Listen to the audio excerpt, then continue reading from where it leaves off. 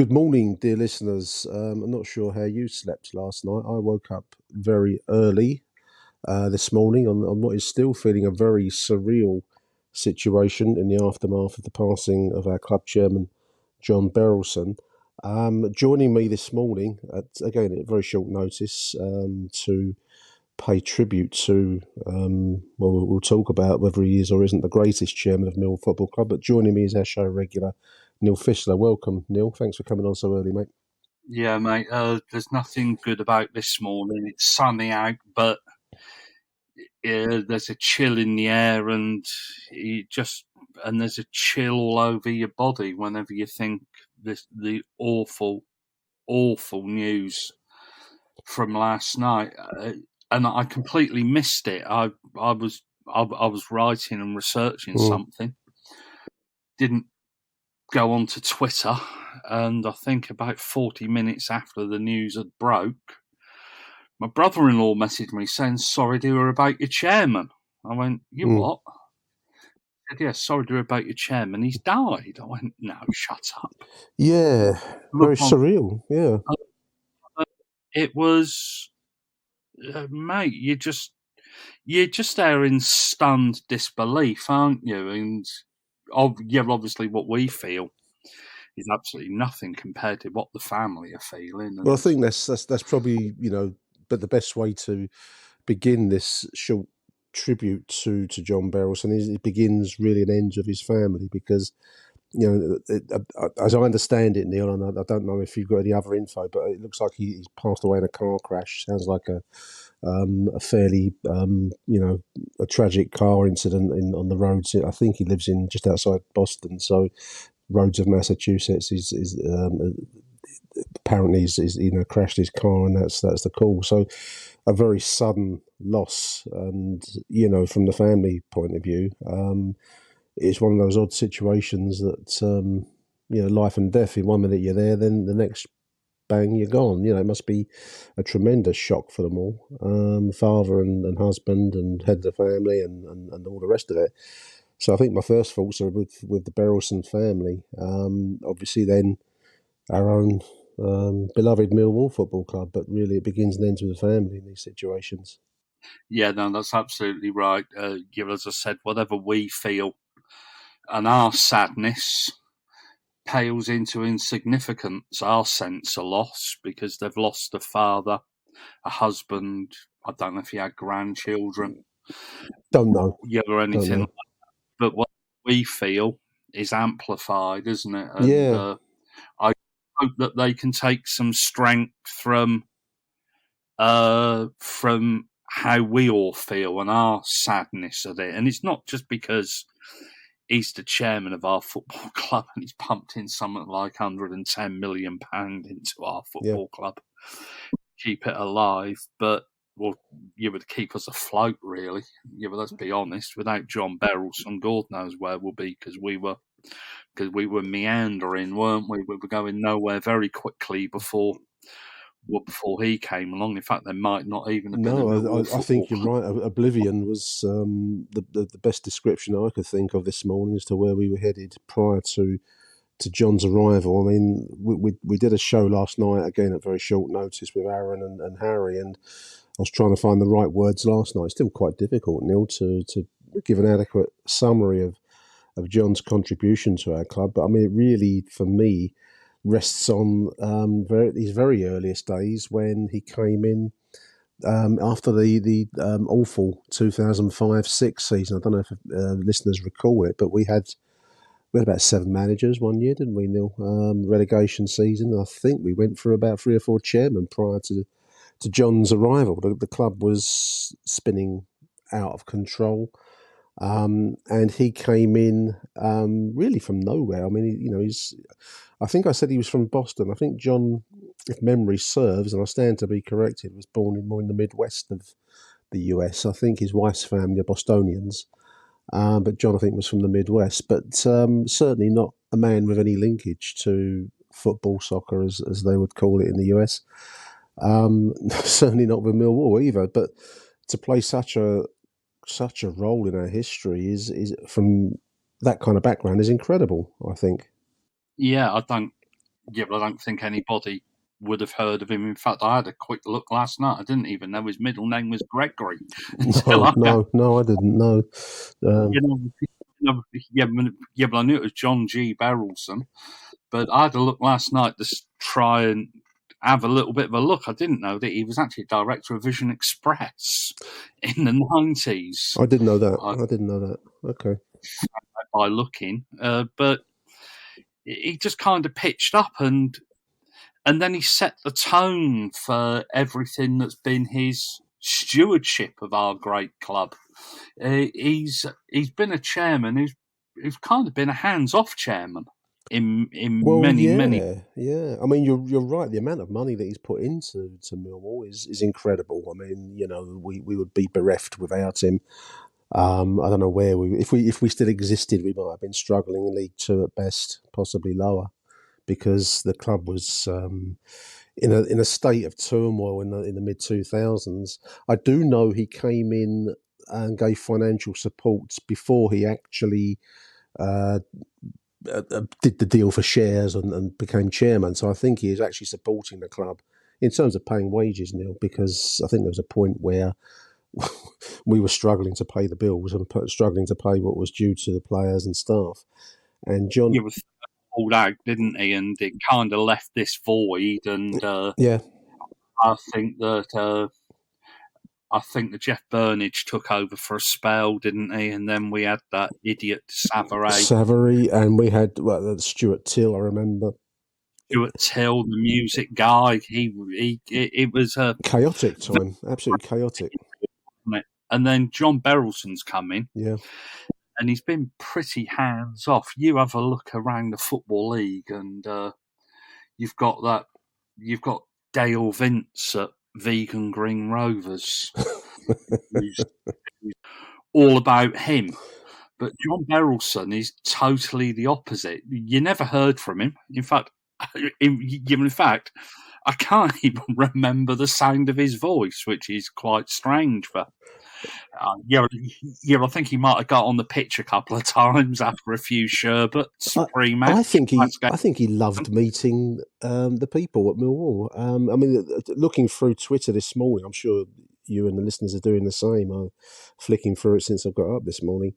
But the number of people that posted pictures with the kids standing next to John, I'm just looking at one now, a chap called Frenchie MFC. This is just one from many, many pictures, listeners. John standing by the German burger hot dog stand at the Coldblow Lane end with these Frenchie's kids. And there's loads. There's video of him shaking people's hands, stories of him buying a beer. It goes on and goes on. And that was the thing that struck me last night was Millwall posted a video at the end of last season of John Berylson applauding the crowd, and the crowd applauding John Berylson, and you could see that there was genuine affection for the man in the looks of people's faces, and it wasn't half-hearted applause. You know that when some chairmen come out, everybody gives them a polite round of applause, don't you? But this was genuine, heartfelt, and that's the one thing that struck me. He was a very popular figure and very much a man of the people. Well, universally so. I mean, when you read through the tributes online, I mean, I think someone posted earlier on. I was going to dig it out and I didn't, but it's pretty much to a man. I've not read one bad post about John Berylson, which is quite something to say in the fraught world of sports chairmanship generally, Neil, but football chairmanship in particular. Very rarely you're universally popular, and to have achieved that is actually quite incredible. Really, I can't think of an equivalent figure in sport or English football, certainly that would come close to that. For the most part, I mean, the other thing that struck me, just as you said about the applause, is it is heartfelt at Mill because there's no actors at the Den, listeners, are there? Nobody puts on a show for you. If they have an opinion of you, you can guarantee you'll hear it quite directly. And to have achieved that is, I can't think of a bigger tribute to the man, Neil. No, the one thing that struck me when I was, like you, I was scrolling through it. Saw this, Mr. Chairman, and it was something that the club had put out at the end of last season. I think John had he'd done a little lap up and down the touchline. Yeah. And the genuine appreciation of what he did for the club was the one thing that struck me. And to get appreciated like that at Millwall is no mean feat. Absolutely no mean feat at all. And I just hope now there's some way that we can honour his memory.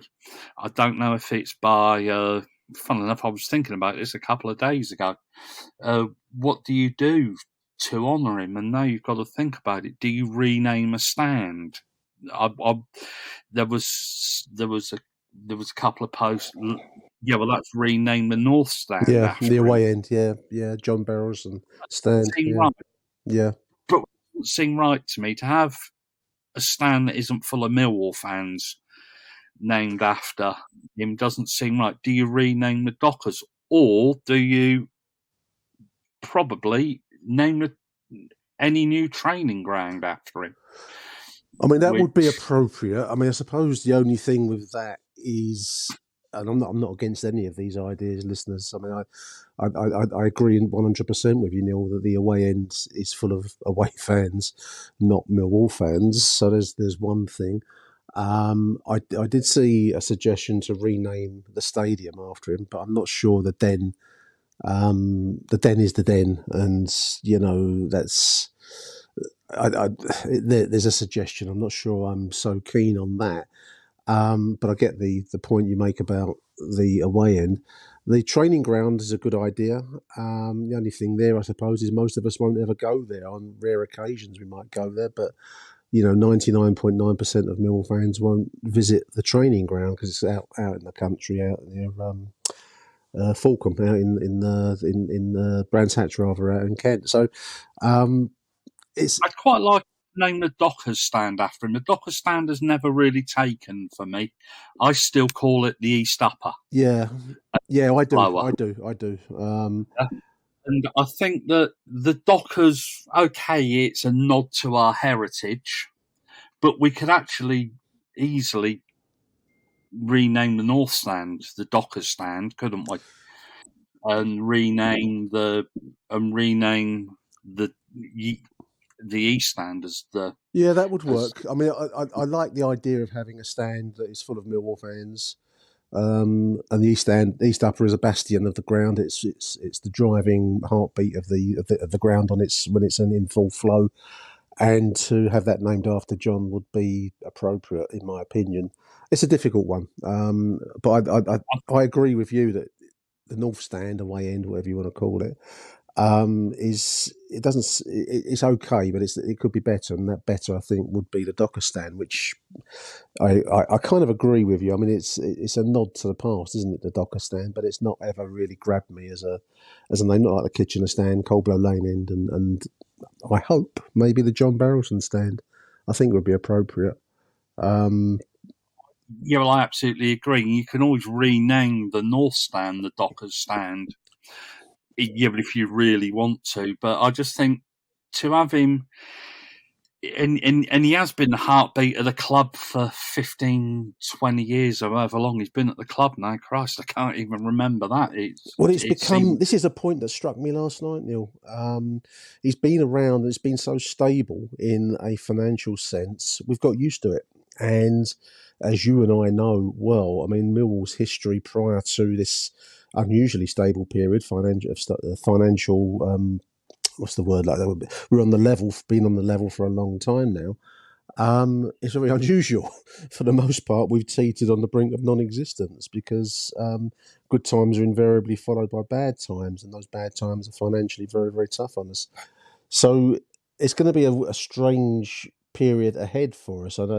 It's probably I don't know how appropriate it is to really even broach the subject, but we'll bring it out now. It raises a huge question as to what's next for our club, because we've had such a great chairman for so long. We've got used to it, and there will be youngsters that think that's normality for Millwall. And believe me, it isn't. It's a very rare occurrence. So it does raise the question as to whether the Berylson family will want to continue their involvement after John's passing. It was, I think there's a slight eccentricity that I think made him beloved at Millwall, because it's a very odd obsession to build up for a chap from the USA, a baseball fan, an ex-US Marine in his time, served his country, but to become beloved with a small football club in a land far, far away is an odd thing, and I think that quirk, I think, has added to his mystique. But whether the family will want to continue in these circumstances, it's an expensive hobby, and whether they'll continue or want to continue, we don't know. So where that takes us to will be another question, maybe for another day, Neil. I don't know. I don't know if it's appropriate to even mention it, but we were talking. It's something that's there, isn't it? Yeah, but I think his son James is on the board, isn't he? So yeah. So there must be a plan for Millwall within the family. I would hope so. Yeah, I'd hope they continue. It would be appropriate. Yeah. But Yeah, it would be, because obviously, hopefully, James has got some of the bug that John had. Yeah. And it just seems even worse that we came so close to the big time. Yeah, last season, and everything. You look at John Berylson. The other thing that struck me was it was a throwback to, I think, when we beat Swindon in the playoff final, 2010, and he appeared in the dressing room with a bloody great cigar, and then suddenly he bought a bloody great cigar, and you can associate our Wembley victories with the stewardship of John Berylson, and it whatever the next chapter for the club, and I think it is. I don't want to. Yeah, but I think it would be disrespectful to go into the ins and outs of it. But I think you're almost obliged to mention it, because we are a football club, and we have to know what's next. There has to be some kind of plan, because we're not making money hand over fist, are we? I know he was looking for investment for quite some time, and will that investment still be there? But I think the deep questions about the future are probably for another day, not now. The day no. I agree. Yeah, incredibly raw about. You wouldn't make too many bones about it. The greatest chairman in the history of Millwall Football Club. You have a look through our chairman, and we've had some good ones. If you go back to Tom Thorne, chairman for many years. Into war, took us into the Football League, was a driving force of building the club from that team that played on the island, and took us to almost to where we are now. And you have a look at Mr. Purser, Mickey Purser in the 60s, stabilised the club. He did. Took us close to success, close to promotion. A great chairman. I'd include Theo Pathetis. I know that he's a controversial figure sometimes amongst some, but again, a bit like John Berylson came into the club when it was on the brink of going out of business. So, these are great names. And he really did steady the ship, Theo. He did. But I think that Theo was a businessman, purely a businessman who turns around businesses. Yeah. I think that he thought he turned us around. Unfortunately, I wish he'd have bloody stayed. For a little bit longer, and that horrible period. But that might not have led us to John Berylson. And give another chairman, I think, that we forget, dear old Reg. Well, he was going to be a name that I was going to mention. These shows, listeners, are very difficult to judge and as to how to get right. And Neil and I had a conversation before we started recording as to what we should mention, what we shouldn't. But I think at the end of the day, this is a football podcast, and John Berylson has been a great football club chairman. So I think it is appropriate as long as we don't overcook this stuff. But Reg Burr, another great chairman who transformed the club.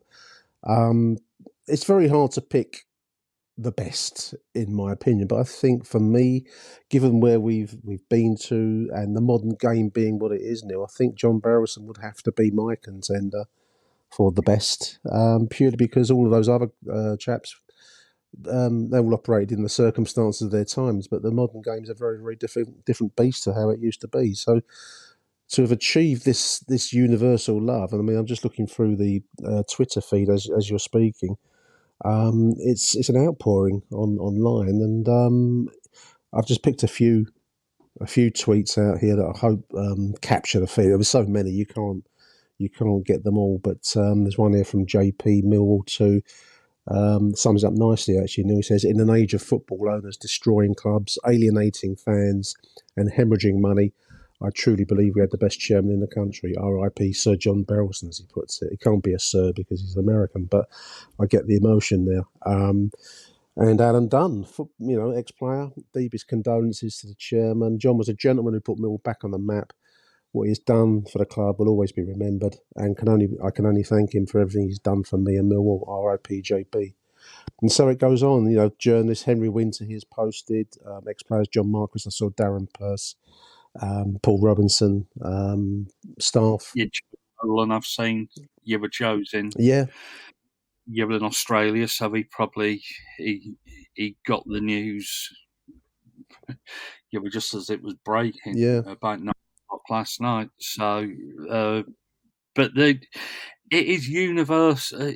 I hate this analogy that somebody's a legend because they might have scored 2 goals against your local rivals. But John Berylson will be remembered as a Millwall legend. He will be a legendary figure historically. I doubt that you and I will be doing history shows in 20 years' time or even 30 years' time. No, yeah? No. Well, I don't think so, mate. No, much as it would be nice to, but no. History will remember. Millwall history will remember John Berylson very, very kindly. And he will be remembered as our best ever chairman because the generation that are coming through now will keep that name alive. When they get to our age or to my age and to your age, people will still remember. Do you remember John Berylson? Oh, yeah, what a great guy he was. Kept us going. And he will be remembered, I think, as Millwall's best ever chairman. It will be. I personally think it's impossible to make a case for anybody else because of the way that modern football is. Yeah, I agree. To be an American, living in America, and to maintain this love of this football club in a borough in southeast London. We're not even popular in our own borough, are we? Let's be honest. No, it's quite a story. It is quite a story. And all we can. I know we're half-heartedly laughing, but it's only. There's a grain of truth in what you say. I mean, and you want to think about the good times at sad times like this. I think that. I think that John would probably he have a chuckle. It was raining here last night, and I like to think it was. Yeah, maybe a final word of some sort. I don't know. Yes, I mean two great moments in Millwall history under John's. I mean, leaving aside the saving of the club. I mean, obviously the playoff wins in 2010, 2017 at Wembley. Some magical FA Cup wins over those years. FA Cup final at Wembley. Semi-final. At Wembley. Some great days, and like the Bruce Springsteen song says, it's glory days. That's what it's all about, and that's what we achieved under John Berylson. So I think he will leave his legacy in this very small corner of South East London in Bermondsey. His name will be remembered for many, many years yet to come. That's all we can ever hope for. I've got one last tweet to close our show, Neil. Quite a nice tweet here by a chap called Danny MFC99. Life is always too short, says Danny. Go to as many football matches as you can and enjoy your life. And I think that's quite a nice way to close it before I start choking up. I want to say thank you, Neil, coming on the show. Very short notice, very early in the day, mate, and I appreciate it. I'm going to try and get this edited now ASAP. So a big thank you, Neil Fissler. Thank you for coming on, mate. Yeah, if the Berylson family do actually stumble upon this, just thank you very much for everything that you've done for our football club, and hopefully that you'll continue to do for our football club. John Berylson has left an indelible mark on Millwall FC, and he'll never be forgotten. And thank you very much, John. Well said, mate. Well said. Thank you to listeners for listening, and thoughts and prayers with the Berylson family on this difficult day. Arrivederci, Millwall. Just as a slight addendum to Neil and my conversation, listeners, I've had a couple of voicemails in from the boys on the show, so I'm just going to run those now. First up will be Matt Webb wanting to pay his respects to John Berylson. Then we'll have John Rankin, and finally Matt Richards. Huge thanks to each of those boys for sending voicemails at such short notice. So, hello, Nick. Hello, everyone. I thought I would say a few things, if you don't mind, about the passing of John Berylson. It's an absolute shame to wake up hearing the news of the passing of John Berylson. I don't know, for me, you know him through, obviously, the Millwall side of things, and you still feel like you've lost a family member. That's how sad and upsetting it feels. I honestly feel like I've lost a family member because of what he's done to the club in the 16, 17 years that he's been with us. Just listen to your podcast, Nick, with Aaron and Harry, and you're right. I mean, I remember the mid-2000s, literally after the FA Cup final, we were going in one direction, and that was downwards. You know, those games that we watched and the poor off-the-field management that the club was facing at the time, along comes this American guy who believed in us, had a vision, and saw potential. The club was going upwards with him. Multiple trips to Wembley, success on the pitch, fantastic community initiatives off the pitch, and it was all down to the leadership of one man. So it is an absolute shame. I can't say anything more but shame that we've now lost this, and it's sadness. And I really hope Mill will do the right thing and, I don't know, stand after him 100%. I fully support that. And if I can put this voice note onto a positive, I really hope this sudden tragic news really puts a stamp on the upcoming season, that we do it for John now. That's all we do. We do it for John. Thanks, Nick. I hope everyone pays their respects. God bless John Berylson. Rest in peace. Good morning, Nick. John Rankin here, just ringing up to, I don't know what to say, really. Absolutely gutted with this news that's come out of America that John Berylson has lost his life in a car accident. It's just, I don't know. I mean, it's amazing how these things can hit you, you know.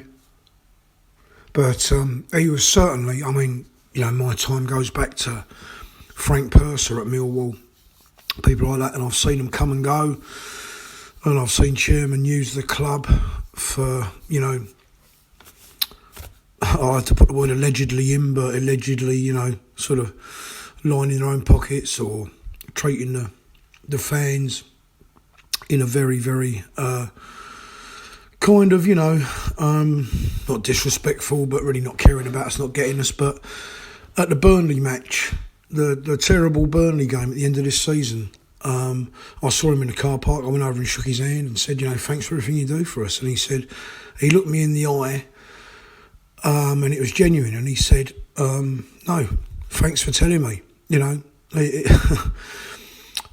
think he appreciated the connection.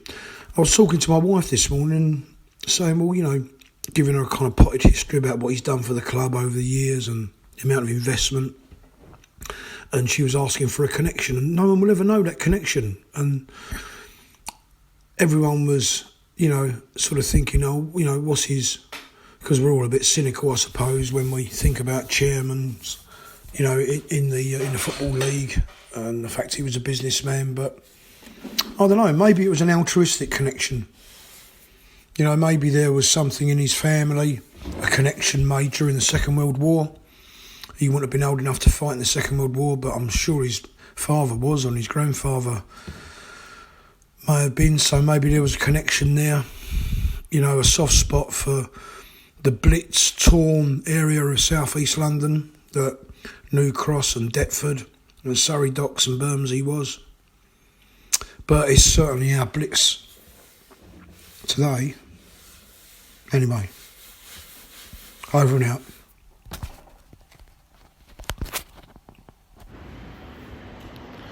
Hi Nick, it's Matt Richards here. Just dialing in my thoughts on the tragic news yesterday. Like everybody, just still in a state of shock. Last night just came from nowhere, and I think it is that suddenness of it is just makes it even worse. Even though it would have been a tragedy anyway, and. I don't know, I woke up this morning and it's still that, just can't believe it. And just went past the ground today on the train, see the flags at half mast, and I'll be going down later on today to, pay my respects, writing a book of condolences. I just feel as if you kind of drawn to the ground really. And unfortunately I can get down there today, so I will do. It's just any death, it's just a tragedy for the family and friends, his wife and kids, and that's what I'm kind of feeling for. It's a time for grieving and thinking about them. To them, he was a husband, a father. That's much more important than where we are. As a chairman of our club. There'll be lots of time for contemplation and thoughts and what it means for us, and as a business, it's probably now's not the right time, but we are a business, and I'm sure things will be happening behind the scenes as they have to happen. That's what happens in life. Death is a part of life, and things have to continue. But that's for another time.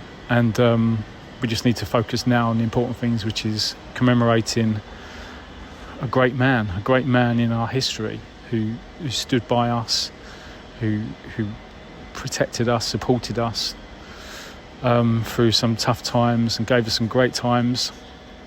And who knows what he could have brought to the club himself directly in the future. We'll never know. All we've got to do is kind of give thanks for him, realise how lucky we were to actually have him for the time he was with us, and commemorate him. And I'm sure we'll do that as a club, as a fan base, because that's what we're really good at, and pay our respects to such an important man in our history. So thoughts we would say with his family and friends, and rest in peace, John Berylson. Thank you.